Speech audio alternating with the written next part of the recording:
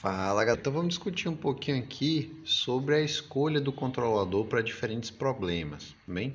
Então imagine que a gente tem aqui um probleminha que é o integrador, por exemplo, no caso de um tanque de nível aqui, né? Que a gente quer ter um tanquezinho drenado, né? A gente quer controlar o nível desse cara e o nível dele, né? Ele tem ele descrito por uma dinâmica que é um integradorzinho, né? Um K sobre S ali, né? A escolha do controlador para esse cara vai depender de algumas situações. Por exemplo, né, se a gente precisa ou não garantir um erro nulo em regime permanente.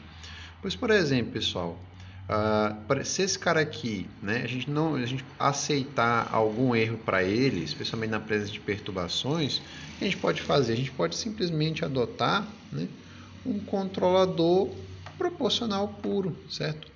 Um cara que seria simplesmente um KC. Por quê? Porque quando a gente realimentar com um ganho puro, né, o nosso sistema vai ter esse lugar de aumento das raízes, né? Ele vai ser sempre estável, certo? E a gente sabe, né, que ele vai ser capaz, né, como ele tem um integrador na planta, ele vai ser capaz de rastrear referências em degrau, só não vai conseguir rejeitar perturbações em degrau. Mas se a gente não tiver um requisito muito estreito de rastreamento de referência, um controle proporcional puro pode ser uma opção. Uma segunda opção, pessoal, é a gente adotar um controle PI, certo? Se a gente precisar garantir um nível fixo, mesmo na presença de perturbações. Então a gente pode escolher ali, né, um KC, um CDS igual a KC S mais A sobre S, certo? Isso vai colocar um segundo polo na origem e um zero, certo? No nosso lugar das raízes. Isso daqui o que vai acarretar, pessoal? Olha só, né? Como eu tenho esses dois polos aqui na origem, né, eles vão sair aqui formando 90 graus, né, entre si, certo? E vão tentar dar a volta aqui, certo? E vão se encontrar aqui. Um deles vai na direção do menos infinito e o outro vai dar a volta para bater ali no nosso zero, né? A gente claramente vê, pessoal, né, que por boa parte do nosso lugar das raízes, né, os nossos polos vão estar na região conjugada complexa, né? Isso acontece pelo quê? Pela presença desses dois polos na origem, né? Para a gente já ter um polo na origem devido à função de transferência do nosso controlador, certo? E do nosso sistema, e o polo na origem por causa do nosso controlador. Então, nós vamos adotar um PI para esse cara somente se realmente for necessário, né, a gente garantir esse rastreamento, essa rejeição de perturbação em degrau, né? Caso seja isso a custo de oscilações, né? Dependendo de onde a gente escolher o nosso ganho, ou digamos de ter um zero dominante se o nosso ganho for muito alto, certo? Então, apenas nesse caso ali seria interessante colocar ação integral no nosso controlador, tudo bem? Caso não, vale a pena um controlezinho proporcional mais simples, que levaria a gente a ter uma resposta sem oscilação. Vamos considerar agora um outro caso, pessoal, o caso onde a gente tem aqui um sisteminha aqui de segunda ordem, um integrador duplo, também. A gente deu exemplo aqui, né, de aquele sisteminha de levitação magnética, né, que o pessoal conhece bastante bem, né? Então olha só, pessoal, né, a gente tem aqui um sisteminha com dois polos aqui na origem, né? E a discussão vai ser mais ou menos a mesma, né? Então imagina o seguinte, a gente pode adotar para esse cara aqui, né, um CDS, né, que seja, né, um KC S mais B S mais gama, também, que a gente pode pensar que é um PD filtrado ou que é um avanço de fase, certo? E a gente vai, digamos, né, dependendo da filosofia que a gente estiver adotando, né, a mesma ideia ali de um zero mais próximo da origem que o polo, certo? Um controlador com polo e um zero, com o zero mais próximo da origem do que o polo, certo? O que vai acontecer, pessoal, né? A gente vai colocar, né, o zero e o polo, né? Esses dois caras aqui, entre eles, a gente tem um lugar das raízes ali, entre esses dois aqui também, certo? E esse polo e esse zero, né, vão migrar, né, a origem das assíntotas mais para a esquerda, certo? Então eles vão atrair esse ramo do lugar de das raízes, certo? E vão trazer eles para cá, certo? Então, fazendo com que ele não fique simplesmente aqui no EJW, pois um sistema que é um integrador duplo, né, como a gente já viu, se a gente simplesmente realimentar eles com ganho proporcional, ele vai ser oscilante em malha fechada, né? Ele vai ter oscilação sustentada, vai ser marginalmente estável, né? Nesse caso aqui a gente consegue tirar ele do eixo JW, né, e trazer para dentro da região complexa do semiplano esquerdo, né, garantindo ali uma resposta mais desejável. Entretanto, pessoal, como a gente sabe, né, como a gente só teria polos na origem na planta e não no controlador, né, nesse caso aqui a gente não conseguiria rejeitar perturbação integral, né, a gente até conseguiria ter ali uma resposta para seguir, certo? Mas não rejeitar a perturbação, né? Então, pessoal, caso onde para o nosso integrador duplo a gente tenha uma perturbação que a gente precisa rejeitar. Também. Então a gente sabe, né, que com um controlador que não tem ação integral, a gente consegue, né, como ele tem integrador na planta, seguir referência, mas não vai conseguir rejeitar a perturbação, certo? Então a gente vai precisar de um controle com ação integral e provavelmente a gente vai ter que recorrer a um controle PID, certo, pessoal? Por quê? Porque a gente vai precisar, né, para ação integral, adicionar mais um polo aqui na origem. Bem, então a gente vai ter 3 polos na origem, certo? E a gente precisa, digamos assim, atrair o lugar das raízes desses caras para cá, né? Porque a ideia seria um vir para cá e os outros dois já irem direto para o semiplano direito, ficariam estáveis, né? Entretanto, a gente vai precisar de 2 zeros para conseguir atrair esses caras e a gente faz isso colocando, né, o nosso filtro lá longe, tudo bem? E vamos colocar aqui os 2 zeros mais aqui, mais próximo, bem? Então, o que vai acontecer, pessoal, né? Esses 2 caras aqui, né, eles vão inicialmente tentar sair aqui para fora, né, o lugar das raízes dele, certo? E esse daqui vai fechar com esse zero aqui. Esse polo fecha com esse zero, só que a presença desses 2 zeros aqui, esse polo mais longe, o que ele vai fazer, pessoal? Ele vai arrastar as assíntotas mais para dentro do plano S, tudo bem? Mais para dentro do semiplano esquerdo. Então, provavelmente a gente vai ter uma resposta com alguma coisa desse tipo, né? Eles saem primeiro lá no semiplano direito e depois eles voltam para dentro do plano esquerdo, certo? E aí a gente vai ter ali uma faixa de ganhos, né, acima do qual a gente consegue garantir que esse sistema vai ser estável, tudo bem? Então, se a gente precisa, além de seguir referência, rejeitar a perturbação, a gente vai ter que incluir a ação integral no nosso controlador, certo? E então a gente vai ter que, em vez de usar simplesmente um PD, vamos ter que usar um PID, beleza, pessoal? Agora, pessoal, considera o caso que a gente tem um sistema de primeira ordem aqui, né? Por exemplo, aqui é uma vazãozinha ali que a gente está comandando ali com a válvula que a gente usa para estrangular um fluxo ali na tubulação, né? Então, o nosso sistema é descrito ali por um G de S é igual a K sobre tal S mais 1, né? Um sistema de primeira ordem como a gente está acostumado, bem?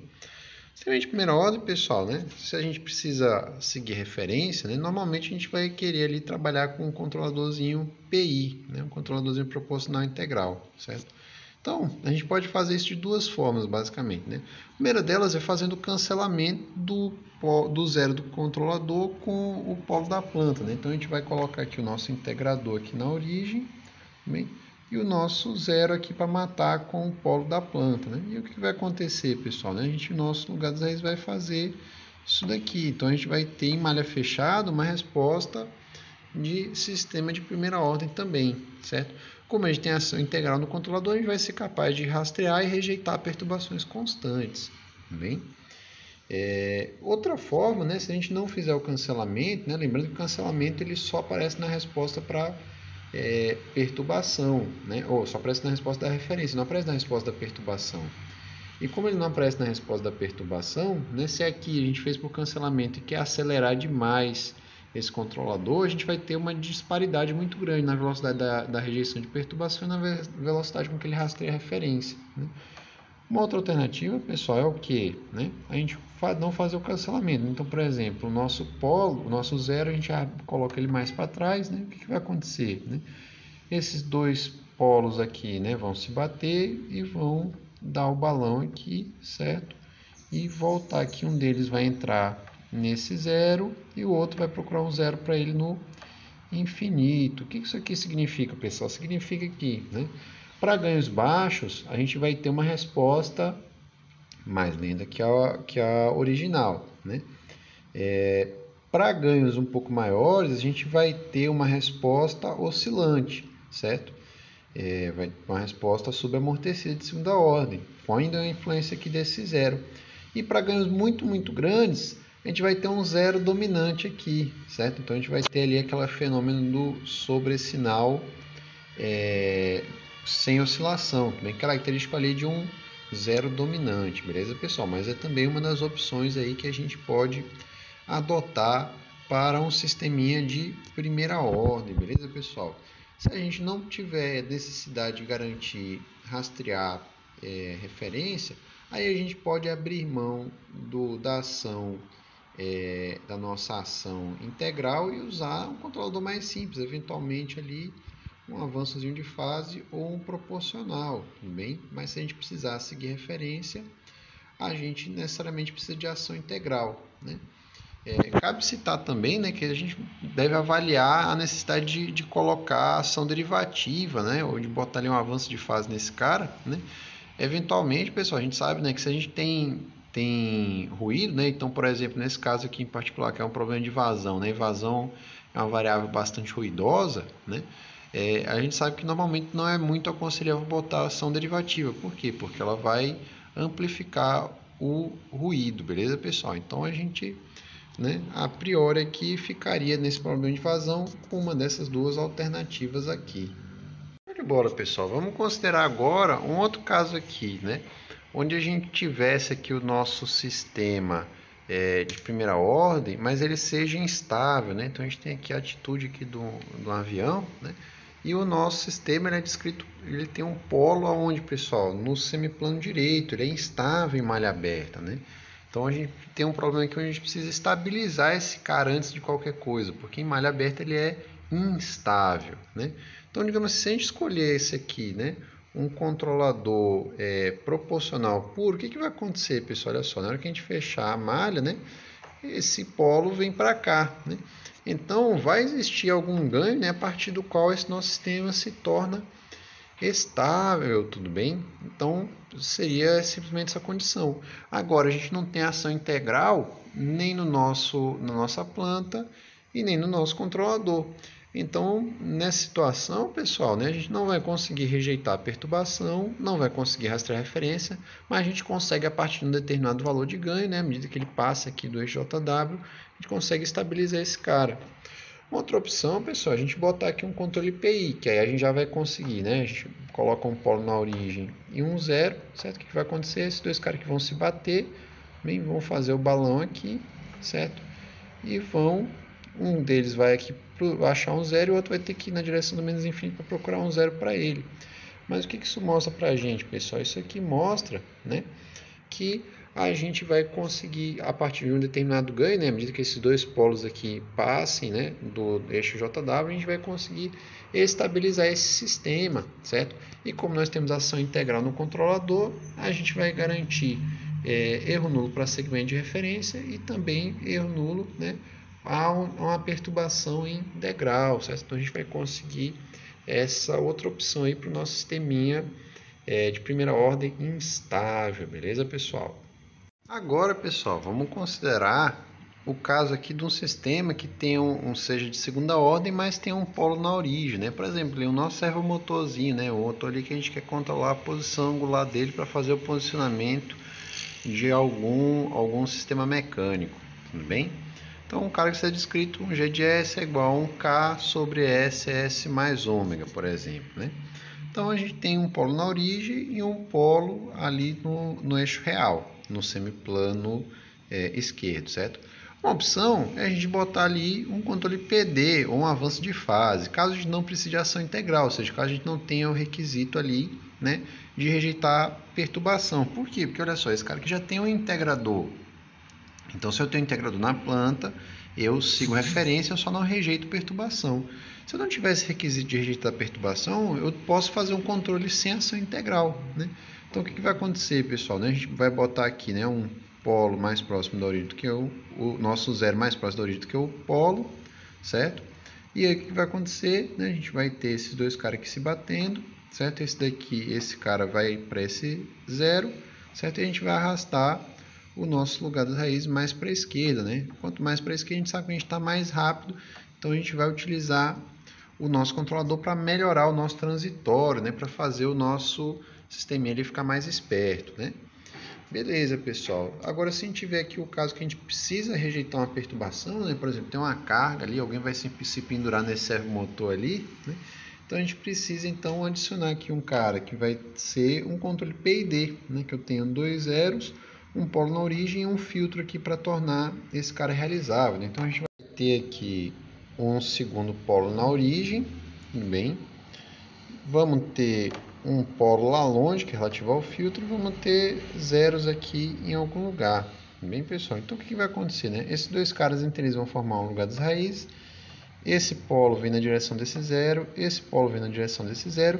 Só que a presença desses polos e zeros aqui vai modificar digamos assim, né? A origem das assíntotas. Então, vai atrair esses caras mais para dentro do plano semiplano esquerdo, bem, pessoal. Então, o que vai acontecer aqui na hora que a gente botar esse controle PID, né?